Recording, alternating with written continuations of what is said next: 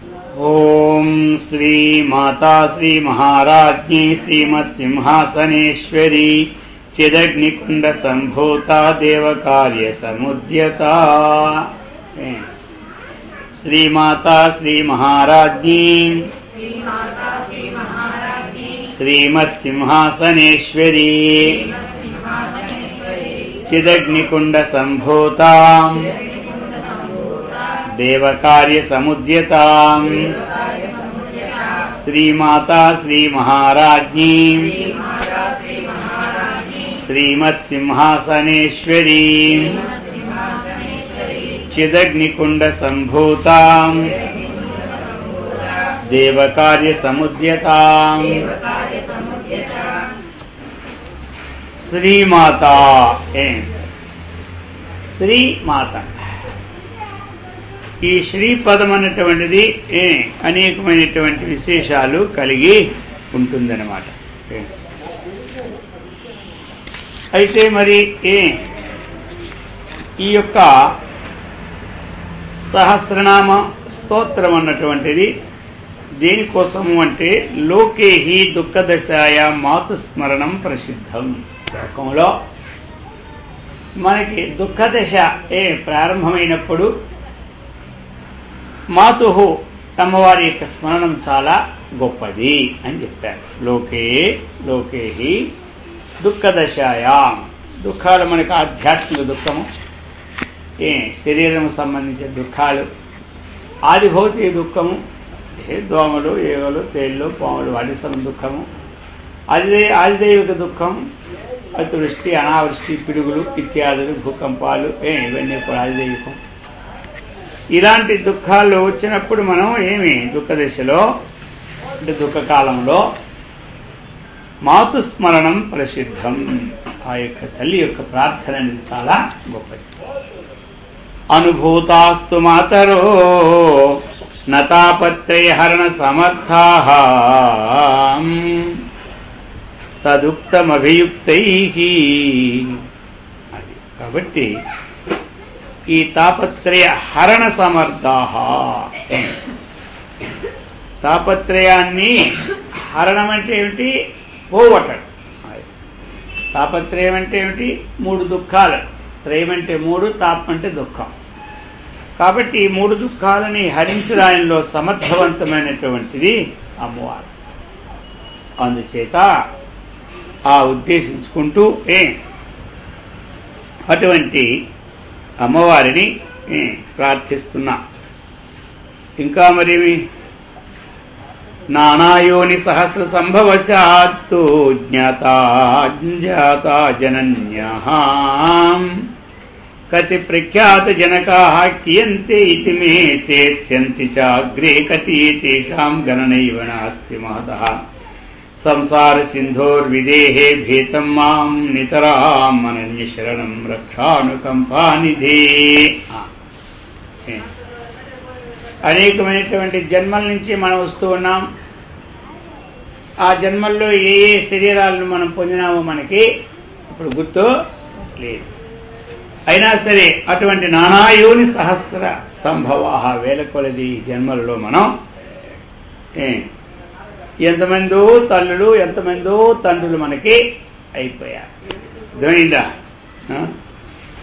ఎంతమంది మనకి గణనం చేయడానికి కూడా మనకి తెలిస్తే కదా.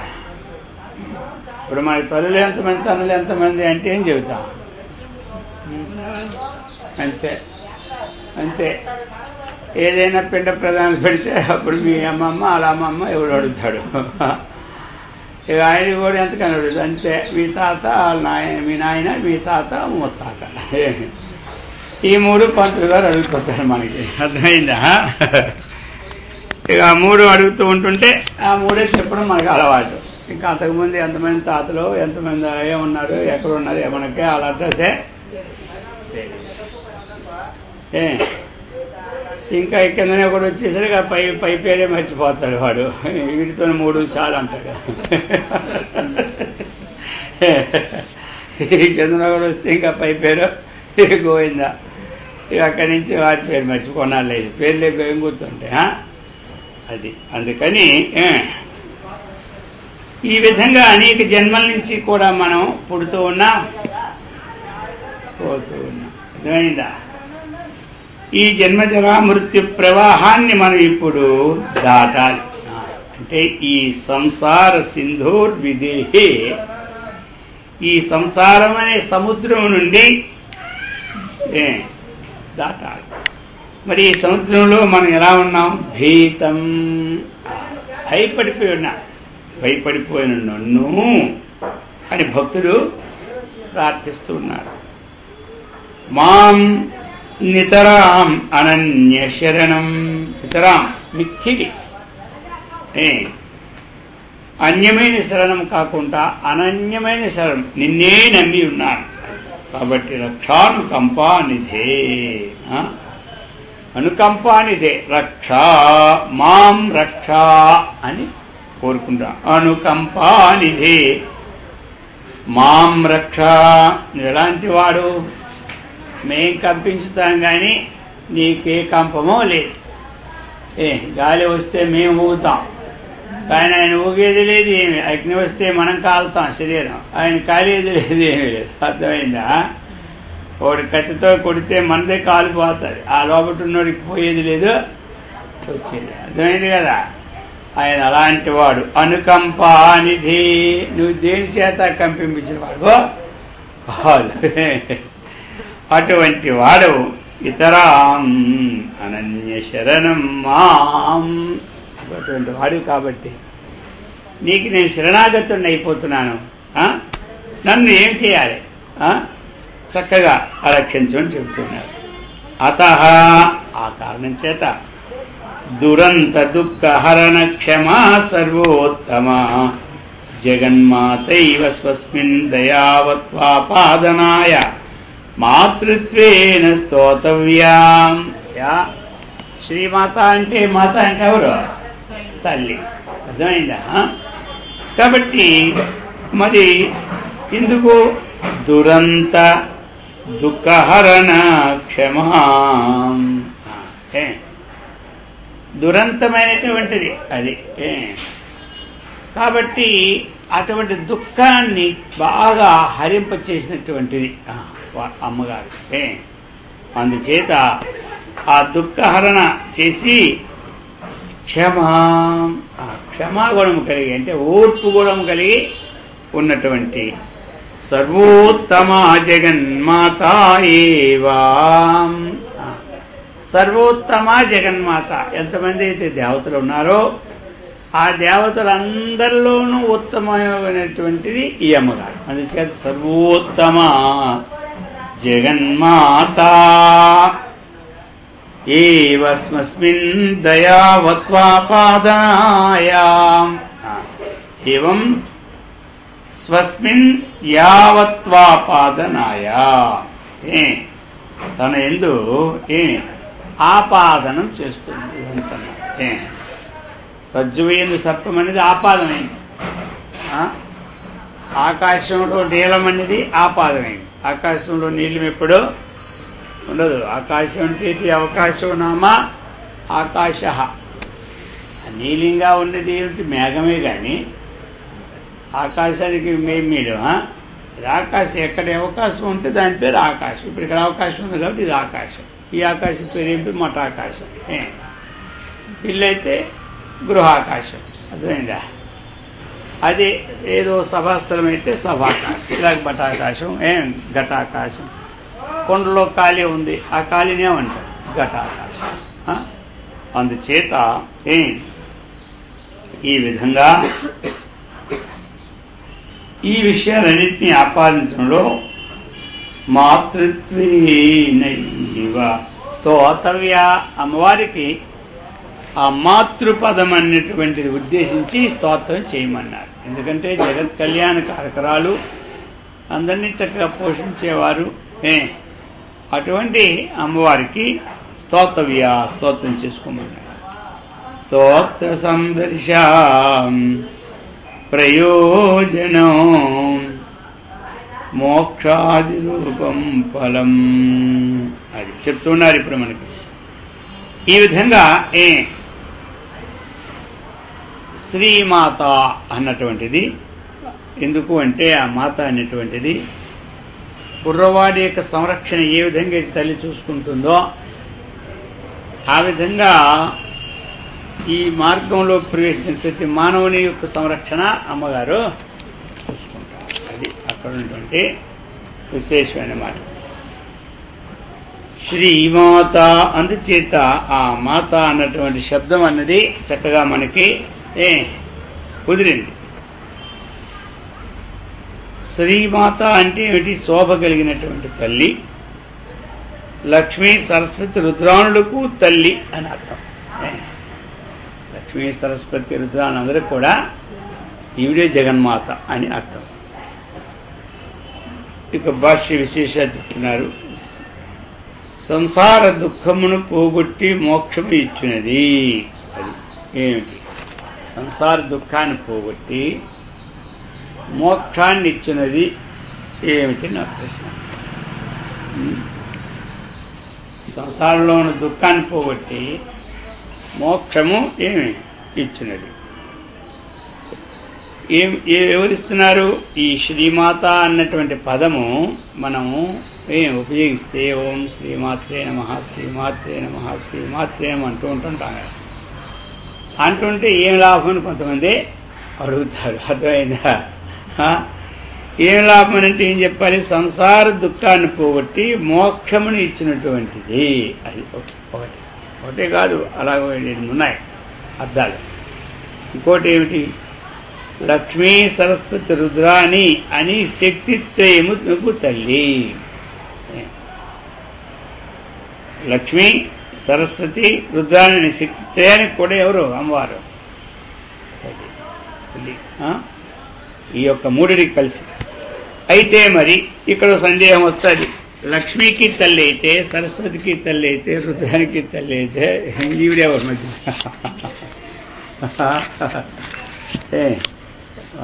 ఎవరు అంటే అక్కడ ఏమిటంటే ఆ పరమాత్మ స్వరూపము శక్తి స్వరూపం అన్నమాట. శక్తి అన్నటువంటిది అందుచేత అక్కడి నుంచి ఉద్భవించి సృష్టికి పూర్వము ఉన్నటువంటి ఒకటే శక్తి. ఆ శక్తి నుంచి ఉద్భవింపచేసింది కాబట్టి ముగ్గురికే తల్లి అని అర్థం అక్కడది. ఇంకా అర్థం ఏమిటి మరి? మోక్షలక్ష్మీ స్వరూపము. లక్ష్మీ సరస్వతి ధాత్రీ వర్గ సంపద్ విభూతి శోభాసు ఉపకరణ వేషరచన నిర్విషయే ప్రథమా విధౌ చెప్తున్నారు. ఇంకా ఎలాంటిది? మోక్ష లక్ష్మీ స్వరూపం. అమ్మవారు మోక్షలక్ష్మి. ధనలక్ష్మి, ధాన్యలక్ష్మి ఉంటాయి కదా, సంతానలక్ష్మి అని ఇలాగా. అందులో మోక్షలక్ష్మీ స్వరూపం అన్నమాట. ఎందుకు? భుక్తి ముక్తి ప్రదాయిని. భుక్తి ఇచ్చినటువంటి ఆవిడ, ముక్తి ఇచ్చినటువంటి ఆవిడ. కేవలం ముక్తిస్తే మరి ముక్తి ఎప్పుడు ఇచ్చారో మనకి, జ్ఞానం ఎప్పుడు కలిగిస్తే అప్పుడు శరీరం మాత్రం నష్టమైపోదు. అర్థమైందా? మనకి జ్ఞానం కలిగింది, శరీరం ఎప్పుడు నష్టమో కాదు. మరి శరీరం అనేది ఉండాలి కదా పోషణ. మరి పోషణకి ఏముండాలి? భుక్తి ఉండాలి. ముక్తి ఉండాలి, పొందడానికి భుక్తి ఉండాలి. అందుకని ముక్తి శరీర పోషణానికి భుక్తి అంటూ అవసరం. భోజనం చేయాలి కదా. అలాగనే మనం జ్ఞానం ముక్తిని పొందడానికి జ్ఞానాన్ని సంపాదించుకోవాలి. ఇహలోక సంబంధమైన విజ్ఞానము, పరలోక సంబంధమైన విజ్ఞానము రెండూ మనం తెలుసుకోవాలి. అందుకు రెండు తెలుసుకోవాలంటే మన శరీరంలో ఆహారం సరిగా లేకపోతే తెలుసుకోగలమా? తెలుసుకోలేము. అందుకని భుక్తిని ఇస్తుంది, ఇంకా ముక్తిని ఇస్తుంది అమ్మవారు. అందుచేత అది చెప్పి మోక్షలక్ష్మీ స్వరూపము. ఇంకొక అర్థం ఏమిటి? శ్రీమాత అంటే బ్రహ్మను సృష్టించి అతనికి వేదములను అభివ్యక్తం చేసిన వేదస్వరూపిణి. అది ఆ రూట్లో వచ్చినప్పుడు బ్రహ్మదేవుని మొట్టమొదటి సృష్టించి అతనికి వేదాలను అభివ్యక్తం చేసి, అభివ్యక్తం అంటే ఏమిటి? చెప్పడం. ఆ విధంగా అభివ్యక్తం అంతే. ఇప్పుడంటే మనకి ఇవన్నీ వచ్చేసాయి. ఏం వచ్చేసాయి? పుస్తకాలు అనేక రకరకాలు వచ్చాయి చదవడానికి. పూర్వం పుస్తకాలు ఉండేవి కావు అన్నీ. ఆ గురువు చెప్పడము, శిష్యుడు వినడం, అంతే. అర్థమైంది అందరికి. గురువు చెప్పడము, వినడం. మధ్యలో పుస్తకం చూసేదే ఉండేది కాదు. ఆ వేదం అలా ఉండేది అప్పుడు. ఇప్పుడు పుస్తకాలు చూసుకొని చెప్పేది, పుస్తకం చూసుకొని చదివేది. అప్పుడు చెప్పేది పుస్తకం, అలా పరంపరలో పుస్తకమే లేదు. ఇప్పుడు పుస్తకం చూసేది, పుస్తకం చెప్పేది. అందుకని ఈ విధంగా ఆవిడ మోక్షలక్ష్మి స్వరూపం. ఇంకాను బ్రహ్మను సృష్టించి రుద్రాని అంటే మొట్టమొదటి ఏంటి, బ్రహ్మని సృష్టించారు. అతనికి వేదములకు వేదనన్నాయి వేదాలు. ఆ బ్రహ్మదేవుడికి వేదాన్నిచ్చి ఆ వేదములను ఏ విధంగా నడపాలో అటువంటి అభివ్యక్తం చేసిన ఆవిడనమాట వేదాలు. అందుకే నిన్న కూడా శ్లోకంలో చెప్తాను, యో బ్రహ్మాణం విదదాతి పూర్వం. యో బ్రహ్మాణం, ఎవరైతే బ్రహ్మదేవునికి మొట్టమొదటి వేదములు ఇచ్చినారో, అలాగనే ఈ అమ్మగారు కూడా ఏం చేశారు, బ్రహ్మను సృష్టించి బ్రహ్మదేవునికి వేదములను అభివ్యక్తం చేసిన వేదస్వరూపిణి. అది ఆ వేదాలంటే ఏమిటో ఒక్కసారి అభివ్యక్తం అదేనమాట. అంటే చక్కగా విశదీకరణ చేశారనమాట. అది అటువంటి చేసినటువంటి తల్లి అని చెప్తున్నారు. శ్రీమాత అనే పదానికి అనే అర్థాలు. ఇంకా ఎలాంటి వారు, వేదములను విభజించిన వేదవ్యాసమునివి. ఇప్పుడు భగవద్గీతలో ఉంటుంది కదా, కవీనాం ఉష్ణా కవి దండోదమయితాం రశ్మి నీతిరశ్మి జిగీషితాం మౌనం చైవాస్మి గుహ్యానాం జ్ఞానం జ్ఞానవతామహం. ఈ విధంగా మనం చదువుతూ ఉంటుంటాం. అలాగనే వేదములను విభజించిన వేదవ్యాస స్వరూపిణివి.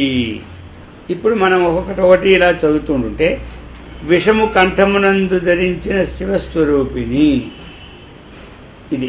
అప్పుడు మనకేం గోచరం అవుతుంది, ఈ విధంగా వింటూ ఉంటుంటే, వేదములను విభజించిన వేదవ్యాస రూపము, విషము కంఠమందు ధరించిన శివస్వరూపిణి. ఇప్పుడు మనకి ఏమవుతుంది, అమ్మవారు సర్వవ్యాపకత్వంలోనూ ఉన్నారన్నటువంటి విషయాన్ని వ్యక్తం చేస్తారు. ఉన్నాయి ఎందుకలా అందులేడని సందేహము వలదు. అందుకు మనము చేసినటువంటి ఉపాసన అన్నటువంటిది దాని శ్రద్ధ భక్తి రెండు ఉండాలి. లేకపోతే అశ్రద్ధ పరమం పాపం. శ్రద్ధ పాప ప్రమోచిని. అశ్రద్ధ అన్నటువంటిది పరమం పాపం. అశ్రద్ధ, శ్రద్ధ అంటే అలాంటిది పాపాలన్నీ పటాపంచలేదు. అందుకు మనకి అశ్రద్ధ ఉండాలా, శ్రద్ధ ఉండాలా?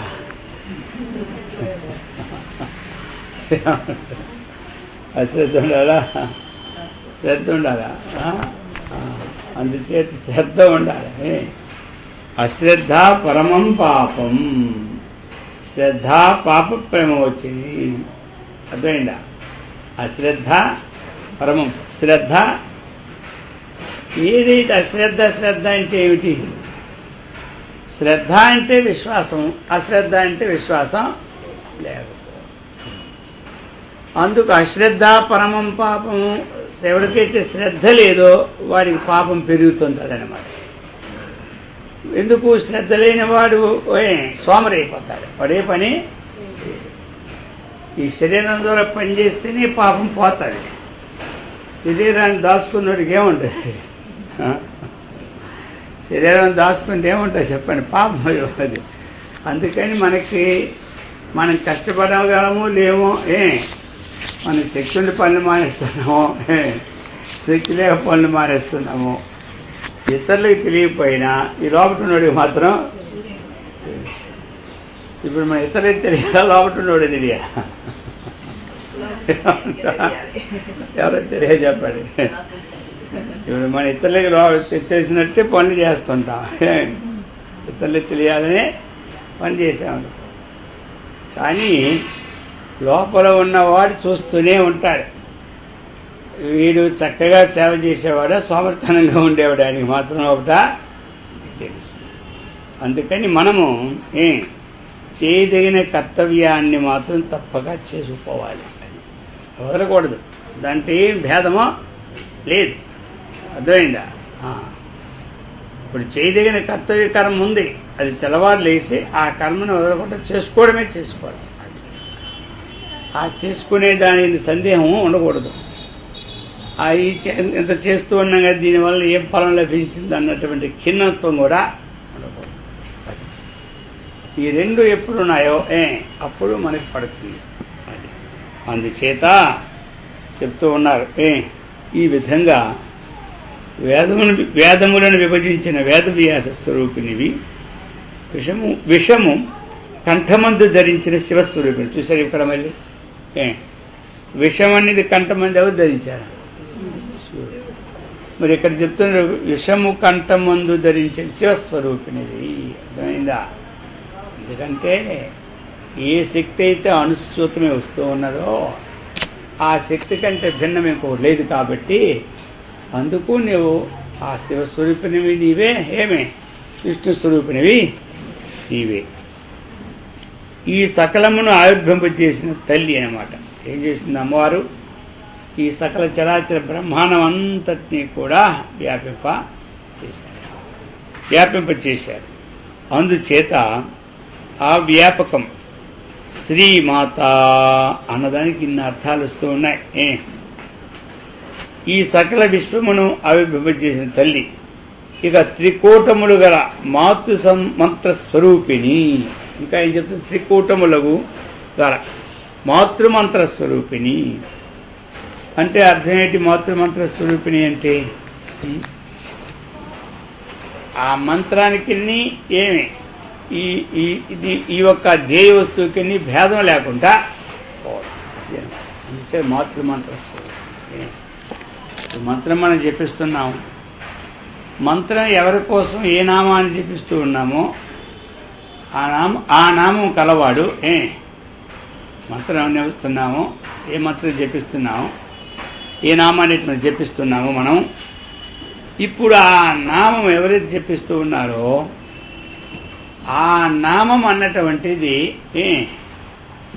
ఎవరి మంత్రాన్ని నామం జపిస్తున్నామో ఆ నామానికి ఆ స్వరూపానికి భేదమేమీ లేదు. ఆ నామము కంటే ఆ యొక్క స్వరూపం భిన్నమో కాదు. లోకంలో భిన్న భిన్న వస్తువులు ఉంటాయి, అనేక రకరకాల. ఈ ఆధ్యాత్మికములో అద్వైత తత్వంలో ఏకత్వ సిద్ధి కాబట్టి నామం వేరు. ఉద్యద్భాను సహస్రాభా చతుర్బాహు సమన్విత రాగస్వరూప పాశాఢ్య క్రోధాకారాంకుశోజ్వలా ఉద్యద్భాను సహస్రాభా చతుర్బాహు సమన్విత రాగస్వరూప పాశాఢ్య క్రోధాకారాంకుశోజ్వలా.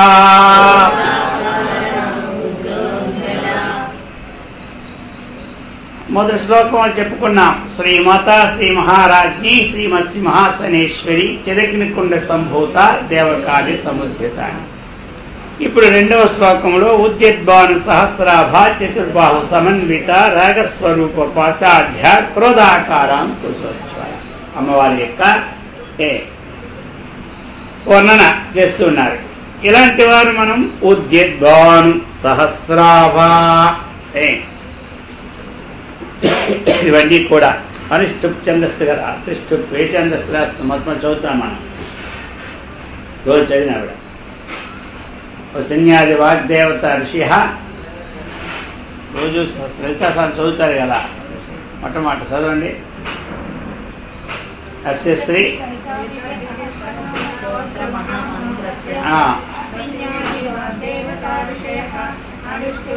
అనుష్టుప్ ఛంద.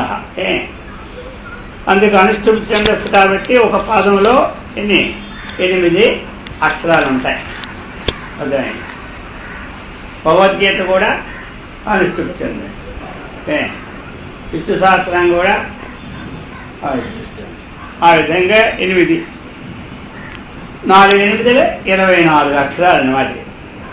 ఇందులో కొన్ని నామాలు ఎక్కువ తక్కువ ఉంటాయి. ఇందులో మాత్రం ఉద్యద్భాను సహస్రాభ అనేది ఒకటే నామం, 8 అక్షరాలు. ఉద్యత్తు భాను సహస్రాభ.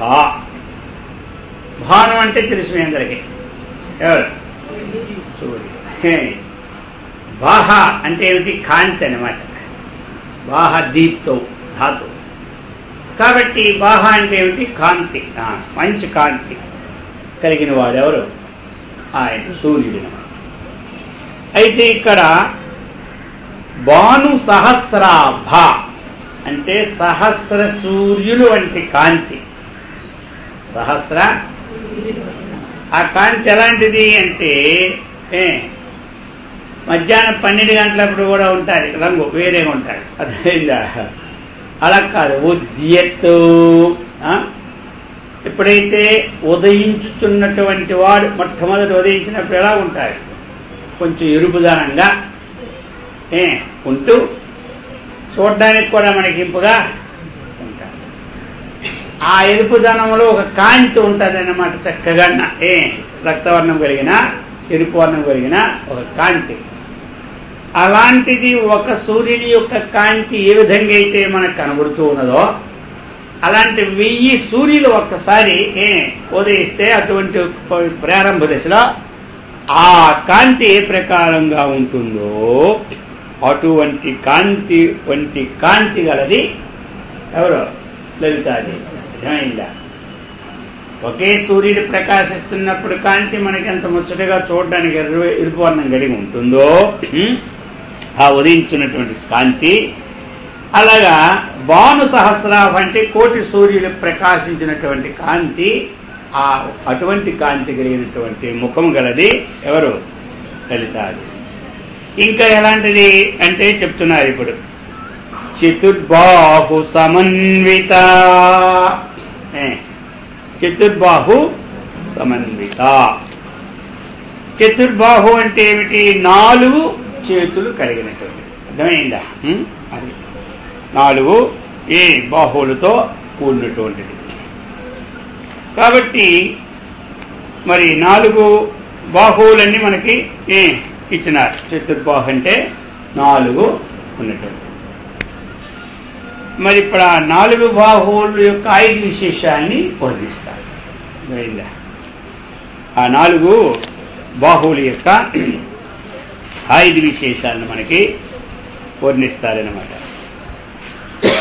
చతుర్బాహువులు ఇక్కడ మనకి ఇవి ఎందుకోసం ఈ విశేషాలన్నీ కూడా ఇవి అమ్మవారి యొక్క స్థూల స్వరూపాన్ని వర్ణిస్తున్నారు. అర్థమైందా? ఇప్పుడు అమ్మవారిని మనం పూజ చేస్తూ ఉన్నాం, కృష్ణుని పూజ చేస్తూ ఉన్నాం, రాముని పూజ చేస్తూ ఉన్నాం. ఆ ఆకార విశేషాలు మనం చూస్తుంటాం కదా. అలాగనే అమ్మవారి యొక్క ఆకారాలు మనం ఆ 4 యొక్క చేతులతో కూడినటువంటిది అని, 4 బాహువులు కలదని మనం ఆ దేవిని ధ్యానం చేసేటప్పుడు ఆ ఆకారం అంతా తెలుసుకొని చేస్తూ ఉంటుంటాం. కాబట్టి అంతవరకు. ఇది తర్వాత చతుర్బాహు సమన్విత. తర్వాత ఏముంది? రాగస్వరూప పాశాఢ్య. ఇక్కడ పాశం 5 విశేషం. పాశం ఒకటి ఉంది, అందుకని ఆది వర్ణిస్తున్నారు ఇప్పుడు. రాగస్వరూప పాశాఢ్య. రాగం అంటే ఏమిటి? ఆసక్తి, అనురాగం. ఆ అనురాగం అన్నటువంటి ఆకారము గల పాశముతో ఉప్పినట్టిదన్నమాట. అనురాగం అనేది ఆకారం. ఆ ఆకారంతో కూడిన పాశం ఏదుందో ఆ పాశంతో కూడి ఒప్పినట్టు ప్రకాశించినట్టుదన్నమాట. అందుచేత ఆ బాహువులు వర్ణించే సందర్భంలో ఆ బాహువులు ఎందు మనకేంటి 4 ఆయుధాలు ఉంటాయి. ఎన్ని? 4 ఆయుధాలు. అవి 4 నామములతో వర్ణించబడుతూ ఉన్నాయి.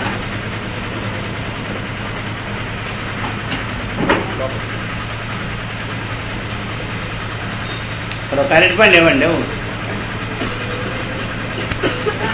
కాబట్టి ఆ 4 నామములతో ఈ ఆయుధాలు కూడా ఏమిటి? స్థూలము, సూక్ష్మము, ఈ భేదముల చేత అవి కూడా ఉంటున్నాయి అన్నమాట. వాళ్ళలో ఏమిటి? మనకి రాగమనుడి పాశముతో కూడింది ఒక నామం. రాగస్వరూప పాశాఢ్య, రాగం అనే పాశంతో కూడినటువంటిది ఒకటి అన్నమాట. అందుచేత ఇది ఏమిటిది? మనకి రాగం అంటే ఒక చిత్తమందరి ఒక వృత్తి విశేషమే రాగం. రాగం అంటే ఏమిటి? మనకి చిత్తమనందు ఉన్నటువంటి ఒక వృత్తి ఉంటుంది. ఆ వృత్తి ఏదటి కానీ అది శబ్దవృత్త, స్పర్శవృత్త, రూపవృత్త, రసవృత్త, ఏదో ఒక వృత్తి. అర్థమైందా? అదేదో ఒక వృత్తి చిత్తం నుండి. ఆ వృత్తి ఏం చేస్తుంది? మనకి ఏదైనా వృత్తి ఉంది, ఒక విషయం మనకు ఉంది. ఆ విషయం ఏం చేస్తుంది? మనకి ఆసక్తిని కలిగిస్తుంది. అది అర్థమైంది అందరికీ. ఆ విషయం మనకి ఏం చేస్తుంది? ఆసక్తిని కలిగిస్తుంది. అదేనమాట. అది ఏమవుతుందో ఆ వృత్తి మనకి దాంట్లో ఒక వాసనాత్మకంగా ఉండిపోతుంది. ఎలా ఉంటుంది? వాసన. ఆ వృత్తి అంతిమ అవదు, సాధారణంగా అవుతుందా? అంత తొందరగా అవదు. అది లాగుతూనే ఉంటుంటుంది అన్నమాట. ఏదైనా ఒకటి ఉన్నదంటే లోపల అది లాగుతూనే ఉంటుంటుంది. మనకు ఒకటి తినాలండి అనుకున్నాం, ఆవిడ తూరుకుంటుందా? అది తినేదాకా నిద్ర పడదు.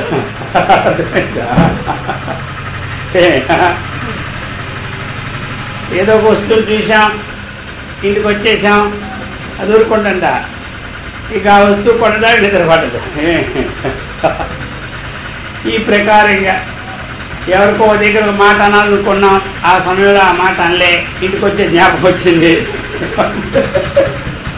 ఇప్పుడు ఆ దగ్గరికి వెళ్ళి ఆ ఫోన్ చేసో లేకపోతే ఇంటికి వెళ్ళో అది దాకా నిద్ర పడదు. అర్థమైందా?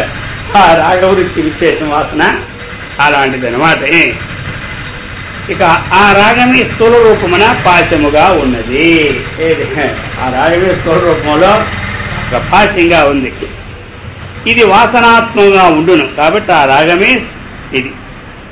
ఇట్టి పాశము ఆ దేవి యొక్క బాహువుల్లో ఎడమవైపునున్న క్రింది చేతిలో ఉంటుంది అన్నమాట. ఇది 4 ఉంటాయి కదా ఇలాగా. ఆ ఎడమ వైపుని కింది చేతిలో ఆ పాశం ఉంటుంది అన్నమాట. అది మొట్టమొదట ఈ 4 వర్ణిస్తున్నారు, తర్వాత వాటి సారాంశాన్ని వర్ణిస్తుంటారు. అది అందుకు రాగస్వరూప పాశాఢ్యాం. ఇంకోటి అక్కడికి క్రోధాకారాంకుశోజ్వల. ఇప్పుడు చెప్తున్నారు క్రోధ ఆకార ఏమి అంకుశ ఉజ్వల. ఇక్కడ ఒకటి పాశము ఆయుధం, రెండవది ఏమిటి? అంకుశం. ఒకటి పాశ ఆయుధం, రెండవది ఏమిటి? అంకుశం అన్నమాట. అది ఇది ఎలాంటిది? ఇది క్రోధ ఆకారం. క్రోధం అంటే అందరికీ తెలుసు, కోప విషేకమైనటువంటి అటువంటి సంబంధమైన జ్ఞానము గల అంకుశముతో ప్రకాశించినటువంటిది. ఎలాంటిది? కోప విషేకమైనటువంటి జ్ఞానము గల అంకుశముతో ప్రకాశిస్తూ ఉంటుంటుంది అన్నమాట. ఇది ఎక్కడ ఉంటుంది మరి అంటే కుడివైపు క్రింది చేతిలో, కుడి పక్కన అటు, ఎడం పక్కన ఇటు, దేవుడు మనం చూస్తుంటాం కదా. ఆ కుడివైపు కింది చేతిలో క్రోధ జ్ఞానములు అనేది, క్రోధము అటువంటి సంబంధ జ్ఞానము అని రెండింటినీ అంకుశాలుగా ధరించినటువంటిది. రెండింటిని, క్రోధాన్ని జ్ఞానాన్ని. ఒకటి క్రోధం, రెండవది ఏమిటి జ్ఞానం. ఆ రెండింటిని. ఇది కూడా ఏమిటి, కోపం అనేది కూడా ఒక చిత్తవృత్తి విశేషం అన్నమాట. కోపం అనేది కూడా చిత్తవృత్తి విశేషం. ఈ కోపం అనేది మానవుడికి వచ్చిందంటే ఎట్లా మరి, కోపం అనేది ఒక అగ్ని, క్రోధాగ్ని. అర్థమైందా? క్రోధం అనేది ఒక అగ్ని. మామూలు అగ్ని మీద నీళ్లు పోస్తే చల్లారుతారు. మరి కోపం అనే అగ్ని మీద ఏ నీళ్ళు పోయాలి?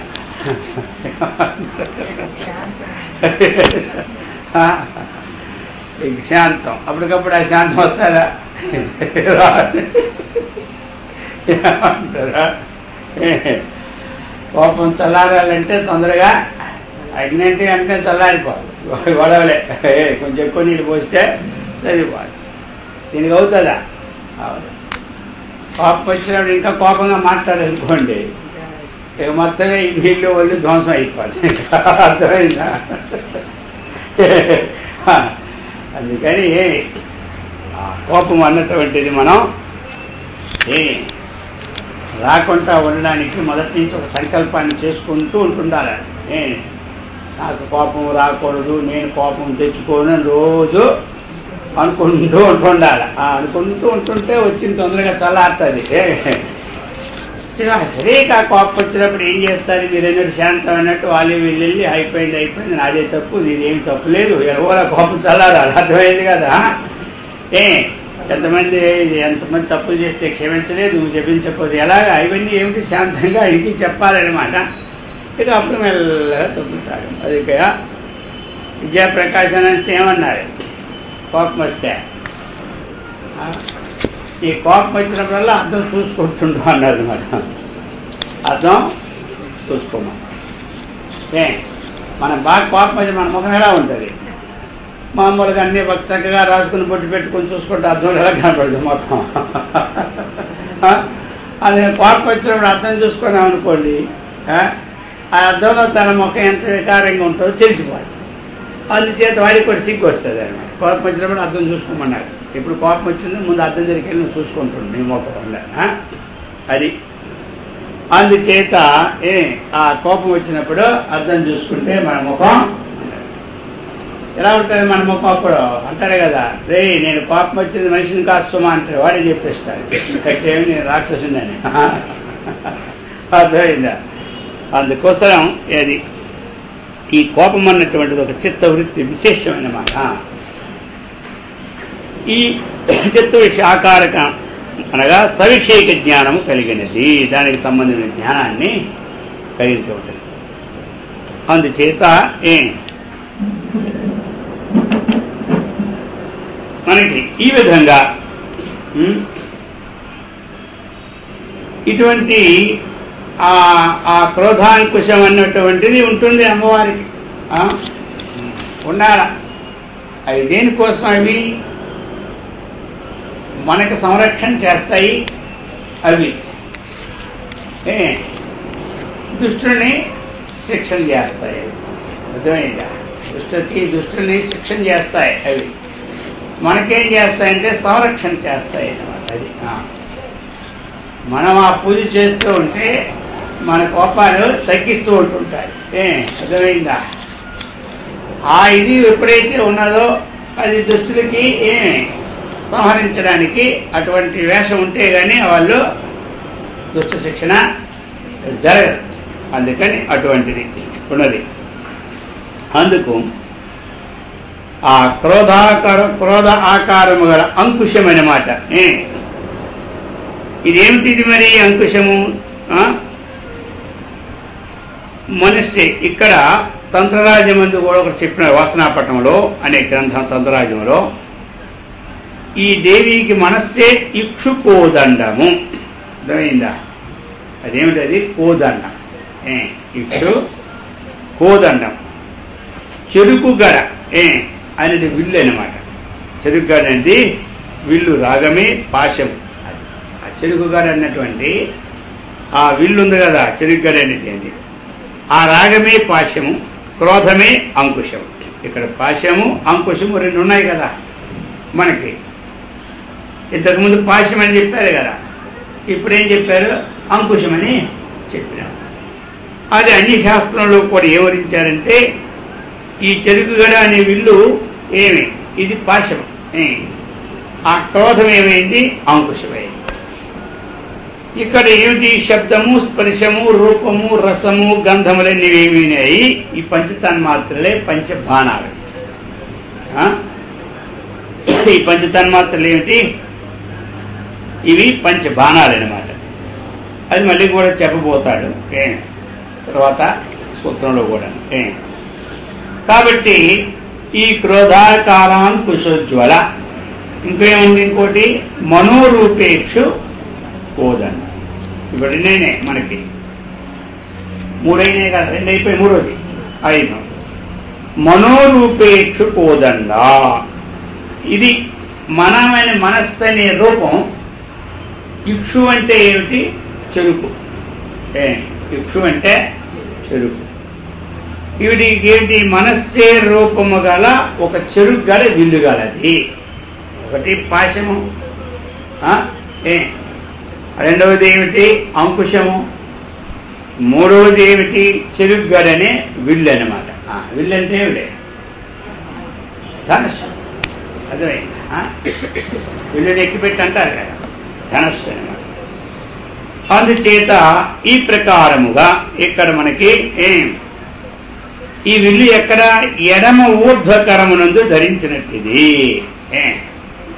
ఎడమ భాగంలో కిందలో చేయి ఉంటుంది, అదో భాగంలో పైన చేయి ఉంటుంది కదా, ఆ ఎడమ చేతిలో ఊర్ధ్వ భాగంలో ధరించినటువంటిది అది అన్నమాట విల్లు. సంస్కృత భాషలో దీన్ని ఏమంటారంటే పుండ్రేక్షు అంటారు. పుండ్రేక్షు అని అర్థం అన్నమాట. తెలుగులో ఏమంటారు మనకి? నామాల చెరుకు అంటారు. అర్థమైందా? నామాలంటే గుంపు గుంపులుగా ఏదో ఉంటాయి కాబట్టి దీని పేరు నామాల చెరుకు. నామాల మాది గీతులతో ఉంటుంది కాబట్టి దీన్ని నామాల చెరుకు అంటుంటారనమాట. అది అది ఇక్కడ 3 ఇంకా చెప్తున్నారు. పంచతన్మాత్ర సాయక, ఇంకా ఏం చెప్తున్నారు మనకి? సాయక మనోరూపేక్షు కోదండ పంచతన్మాత్ర సాయక నిజారుణ ప్రభాపూర మధ్యబ్రహ్మాండ మండల. మనోరూపేక్షు కోదండ పంచతన్మాత్ర సాయక నిజారుణ ప్రభాపూర మధ్యబ్రహ్మాండ మండల. పంచతన్మాత్ర సాయక. తన్మాత్రలు అనే శబ్దం ఏంటి? శబ్దస్పర్శ రూప రసగంధాదులకి తన్మాత్రలు అన్నటువంటిది సంజ్ఞ పేరు. పంచతన్మాత్రలు అంటే తన్మాత్రలు = శబ్దస్పర్శ రూప రసగంధాలు. ఈ శబ్దాది ఈ 5 ఉన్నాయి విషయాలు. ఈ విషయాల పేరు ఏమిటి? తన్మాత్రలు. మరి సాంఖ్య శాస్త్రంలో కూడా పంచభూతాలు ఎక్కడి నుంచి వచ్చాయంటే పంచతన్మాత్రల నుండి పంచభూతాలు ఉద్భవించామని చెప్తారు సాంఖ్యులు కూడా. సాంఖ్యులు కపిల సాంఖ్య శాస్త్రం రచించిన వారి కపిల మహాముని, వారి శాస్త్రంలో కూడా ఏమిటి? అహంకారం నుండి ఉత్పాదమైనటువంటి పంచతన్మాత్రలు, పంచతన్మాత్రల నుండి పంచమహాభూతాలు ఉత్పన్నమైనవని చెబుతారన్నమాట. అది శబ్ద తన్మాత్ర నుండి ఆకాశము, స్పర్శ తన్మాత్ర నుండి వాయువు, రూప తన్మాత్ర నుండి అగ్ని, శబ్దస్పర్శ రూప రస తన్మాత్ర నుండి జలము, గంధ తన్మాత్ర నుండి భూమి. అర్థమైందా? వరుస అన్నమాట. శబ్దము, స్పర్శము, రూపము, రసము, గంధం. శబ్దం వల్ల ఏమిటి? ఆకాశం. స్పర్శం వల్ల ఏమిటి? వాయు. రూపం వల్ల ఏమిటి? అగ్ని. రూపం శబ్దస్వరూప రసం వల్ల జలం. గంధం నుండి అందుకని వాటికి శబ్దగుణకం ఆకాశం అంటారన్నమాట. శబ్ద నైయాయికులు ఏమంటారు? నైయాయికులు శబ్దగుణం ఆకాశం, శబ్ద స్పర్శ గుణం వాయో, అంటే రూపరహితత్వే సతి స్పర్శవత్వం వాయో లక్షణం. వాయువుకి రూపము ఉండదు, స్పర్శ ఉంటుంది. అది రూపరహితత్వే సతి స్పర్శవత్వం వాయువు లక్షణం. వాయు శబ్దము స్పర్శము రూపమన. ఈ విధంగా రూపం ఉంది మనకి. ఆ రూపం ఎలాగా? అది ఉష్ణ స్పర్శ, కాంతివంతం రూపమైన మాట. అది జలం అనేది శీత స్పర్శ ఉంటుంది, కాంతి అనేది ఉష్ణ స్పర్శ ఉంటుంది. శబ్ద స్పర్శ రూపం అర్థమైందా? అలాగనే రసం, ఈ రసం అనేది ఏమిటి? జలం. శబ్దము స్పర్శము రూపము రసం. జలములో మరి ఉంటుంది మనకి మాధుర్య అనేటువంటి గుణము ఉంటూనే ఉంటుంది. గంధవత్వం పృథివీ లక్షణం, గంధం కలిగినటువంటిది పృథివీ అన్నమాట. అందుకని ఈ విధంగా పంచతన్మాత్ర సాయిక. ఈ పంచతన్మాత్రలని సాయికం అంటే ఏమిటి? బాణం. సాయికం అనే పదం సంస్కృతం, తెలుగులో ఏమిటి? బాణం అని అర్థం. ఈ శబ్దస్పర్శ రూప రసగంధములే బాణములుగా కలిగినటువంటిది. ఈ శబ్దస్పర్శ రూప రసగంధాలు ఏవైతే ఉన్నాయో ఇవే బాణములుగా కలిగినటువంటిది అన్నమాట. ఈ పంచమహాభూతముల యొక్క సూక్ష్మాంశములకే పంచతన్మాత్రని పేరు. దేని నుండి ఏది పుట్టిందో పుట్టినటువంటిది స్థూలము, ఆ పుట్టడం దేని నుండి పుట్టితే దాన్ని సూక్ష్మం అంటారు. అర్థమైందా? శబ్దం నుండి ఆకాశం పుట్టింది కాబట్టి ఆకాశం స్థూలమైంది, శబ్దము సూక్ష్మమైంది. అది అందుకని వీటిని సూక్ష్మభూతాలు అని కూడా అంటారు. వీటిని శబ్దస్పర్శ రసగంధాలని, ఆకాశాదులని స్థూలభూతాలని అంటారు. అదేనమాట పంచమహాభూతం సూక్ష్మాంశములకి తన్మాత్రని పేరు. ఇవేమిటివి? దేవికి ఇవే బాణములు. అయిందా? ఈ విషయం ఎక్కడ? కాబట్టి ఈ శబ్దమే శబ్ద తన్మాత్రం, అందులో మృదుత్వము శీతోష్ణత్వములు ఈ మున్నగ ధర్మ విశేషములన్నీ కలగలేదు. ఇవన్నీ స్పర్శ తన్మాత్రం. శబ్దమే శబ్ద తన్మాత్రమైంది. అలాగని నీలత్వము పీతత్వము ఈ మొదటి ధర్మాలు ఏమిటి? రూప తన్మాత్రం. శబ్దంలో శబ్ద తన్మాత్రంలో శబ్దం ఒకటే ఉంటుంది. ఇక మృదుత్వము ఈ శీతము ఈ ఉష్ణము ఈ మున్న ధర్మ విశేషం కలది ఏమిటి? స్పర్శ తన్మాత్రమైన మాట. ఈ నీలత్వం ఈ ప్రేతత్వం ఈ మొదల ధర్మ విశేషాలన్నీ రూప తన్మాత్రం. ఓ దాంట్లో అలాగే. ఇక మధురం ఆమ్ల కటు లవణ తిక్త కషాయాది ఇవన్నీ ధర్మాలు ఎక్కడ? రసతన్మాత్రంలో ఉంటాయి. ఇక పరిమళము సుగంధి ఇట్లు ఇత్యాది విశేషాలు ఎక్కడ ఉంటాయి? గంధ తన్మాత్రంలో ఉంటాయి. అర్థమైందా? ఏదిట్లో శబ్దం నందు ఏముంటుంది? శబ్దమే ఉంటుంది. స్పర్శమునందు స్పర్శము ఉంటుంది. ఇంకా ఏమిటి? శీతం ఉష్ణం ఇత్యాది ఉంటాయి. అలాగనే మరి మనకి స్పర్శ తన్మాత్రం. ఇక రూపమునందు ఏముంటుంది? మనకి అనేక రకరకాలు చూస్తున్నాం కదా, రకరకాల నీలము పీతము అన్ని రకాలు. ఇవి కూడా 6-7 రూపాయలు జమైంది కదా. శుక్ల నీల పీత రక్త అని మనకి అనేక రకాలు ఉంటుంటాయి. వాటిని బట్టి మనకి ఇవన్నీ వచ్చినాయి రూపాలన్నీ. అర్థమైందా? పచ్చదని నలుపుదని ఎరుపుదని తెలుపుదని నవగ్రహాలు ఇప్పుడు మనం వేసామంటే ఆయనకి ఆ రకం ఉండాలి, ఈయనకి ఈ రకం ఉండాలని తెచ్చుకోండి ఆ ముక్కలన్నీ. ఇవన్నీ ఏమిటే? రూపాలన్నమాట. అర్థమైందా? ఈ రూపాలు ఏంటంటే ఉంటాయి అగ్ని తన్మాత్ర అనమాట. ఏది? దాని నుంచే శబ్ద రూప తన్మాత్ర నుంచి ఈ రూపాలన్నీ తింటాయి.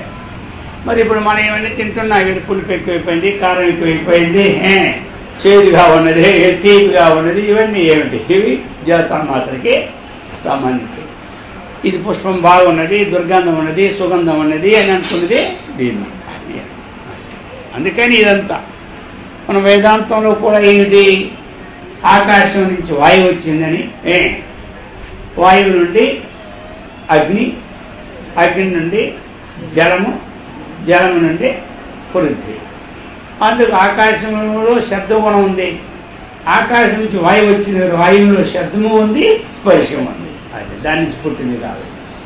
వాయువు వేసినప్పుడు ఝీమని శబ్దం వస్తుంటుంది కదా, అప్పుడు మనకి చల్లగా ఉంటే మన శరీరం చల్లగా తగులుతుంది, వేడిగా ఉంటే వేడి తగులుతుంది, శబ్దము స్పర్శం.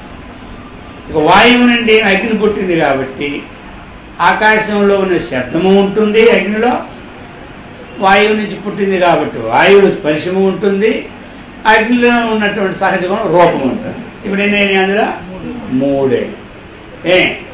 ఒకసారి పొయ్యి అరుస్తూ ఉంటుంటారు జయ్యమని, చుట్టాలు వస్తారేమో, చుట్టాలు భయమే, పొయ్యి అరిచినా కాయకు వచ్చి అరిచినా మనకేమే ఇవాళ ఎక్కడి నుంచి వచ్చేస్తారో, పూర్వం అలా ఉంది, అలా వచ్చి అప్పుడు అరిచి ఇప్పుడు ఏమైంది ఏమే ఇప్పుడు పూర్వంకి వచ్చి కాయకు అరిచిందంటే బియ్యం కొంచెం పొయ్యి మీద తీసుకుంటాడు, ఏమిటంటే వస్తాను పొయ్యి అరిచిందంటే బియ్యం కొంచెం పడేసేవాళ్ళు అక్కడ ముందే అనమాట ఇవన్నీ.